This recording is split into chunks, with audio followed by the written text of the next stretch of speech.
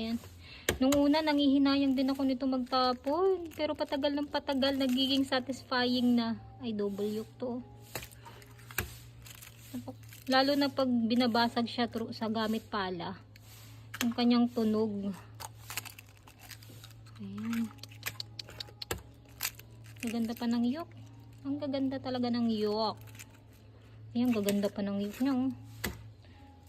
Lahat naman to, double yolk na naman to. Ano kaya pwedeng gawin, ano? Makapag-invento kaya ng skincare gamit tong ano, egg white. Ayan. Ito din, wala pang basag. Ay, ito meron. Ayan lang yung basag niya, guys. So, ayan lang yung kanyang basag. Ay! Double yolk.